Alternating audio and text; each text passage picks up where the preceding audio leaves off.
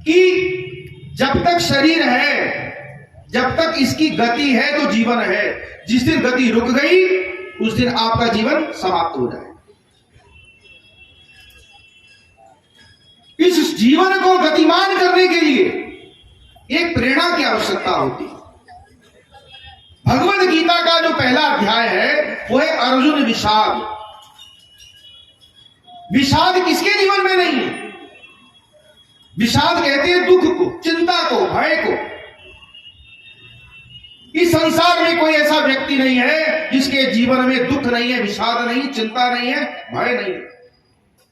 लेकिन उस दुख को, उस चिंता को, भय को दूर करने का निराकरण क्या है? जो निराकरण है उसी से हम दूर हैं। वो निराकरण है हमारे सदग्रंथ, हमारे वेद, हमारे पुराण, हमारे उपनिषद। ये आज कहां है? हमारे घरों में। ना हमारे घर में वेद है, ना पुराण है, ना उपनिषद है। महर्षि वेदव्यास इस बात को जानते थे कि कलयुग में किसी के पास न तो वेदों को पढ़ने का सामर्थ्य है, न समझने का सामर्थ्य। वैदिक सनातन धर्म जो था वो वेदों में प्रतिष्ठित था, आज भी है।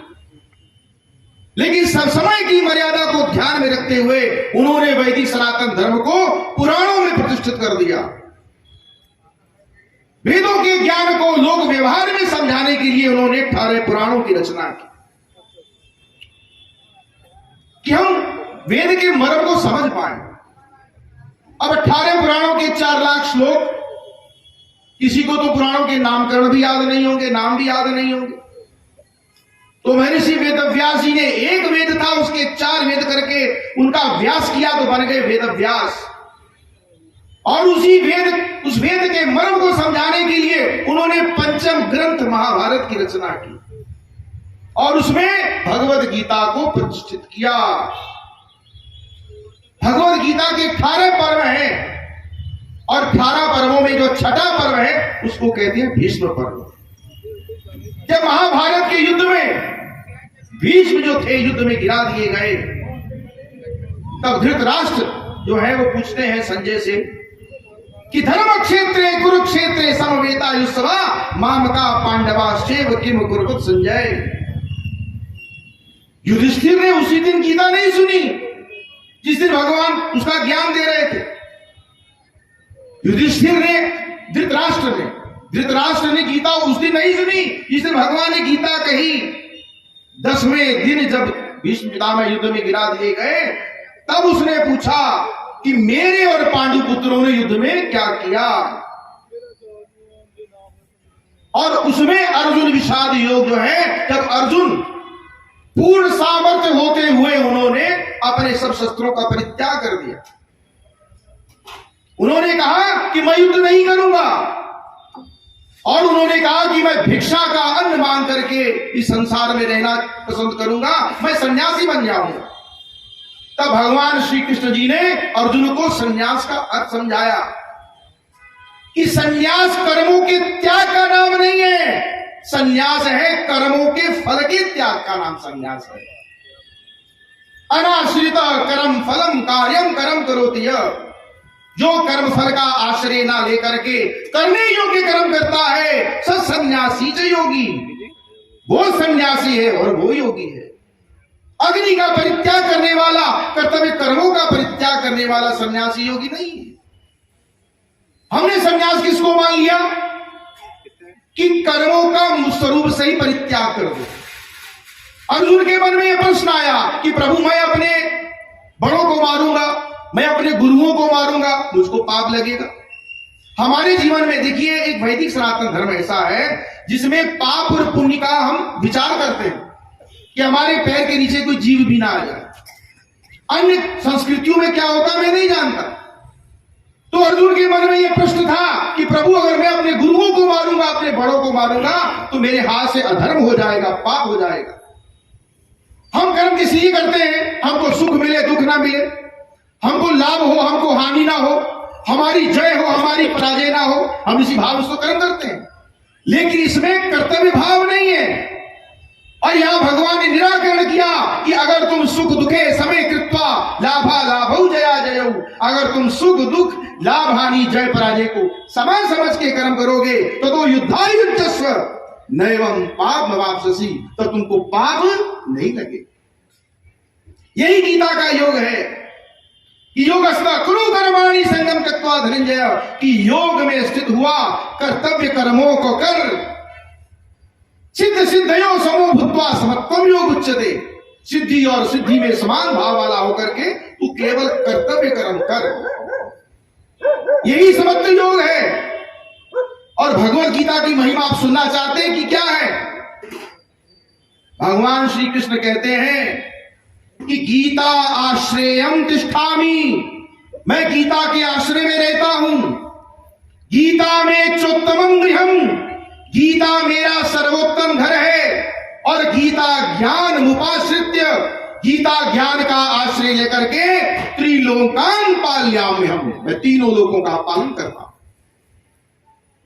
तो इस विचार से तो गीता हमारा संविधान है, हमारी प्रेरणा है, हमारा आचार विचार आहार व्यवहार सब कुछ गीता में है, लेकिन गीता हमारे घरों में नहीं है।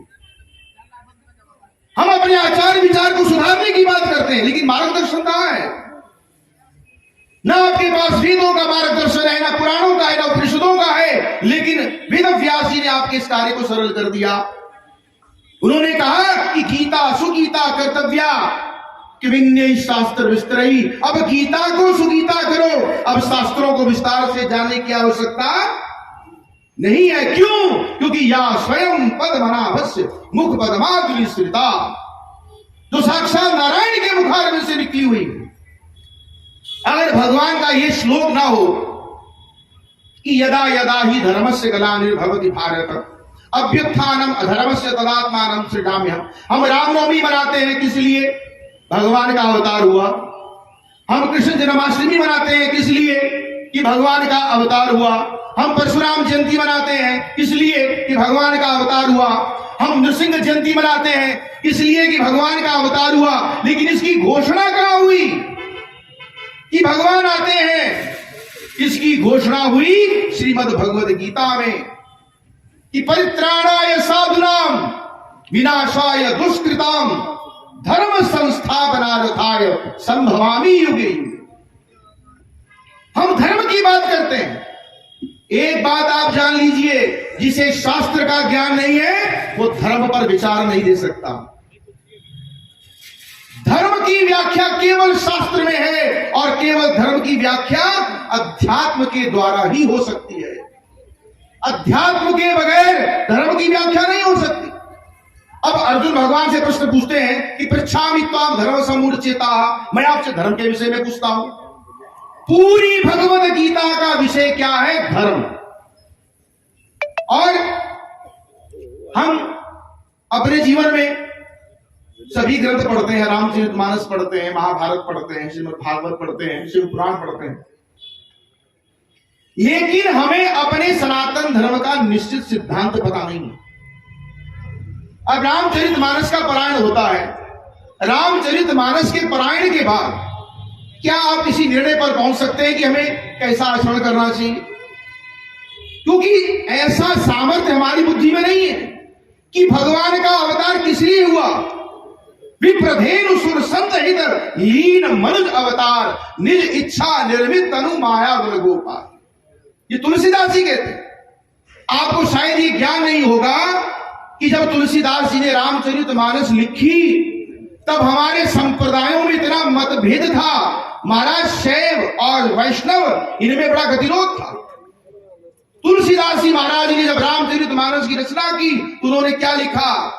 वंदे बोधमयम नित्यम गुरु शंकर रूपिणम, कि मैं गुरु रूप शंकर जी की उपासना करता हूं। भगवान शंकर की उपासना के बगैर तो रामचरितमानस का निर्माण हो ही नहीं सकता। भवानी शंकरौ वंदे श्रद्धा विश्वास रूपिणौ याभ्याम विना न पश्यन्ति सिद्धा स्वांतस विश्वरम, मैं गुरु रूप भवानी शंकर की उपासना करता हूं। तुलसीदास की रामचरितमानस ने शैव और वैष्णवों को एक कर दिया। हमारे जितने भी संप्रदाय हैं, वल्लभाचार्य, निम्बार्काचार्य, मध्वाचार्य और आदि शंकराचार्य किसी ने अद्वैत की बात की, किसी ने द्वैत की, लेकिन उनके मूलभूत सिद्धांतों में कहीं गतिरोध नहीं था। आज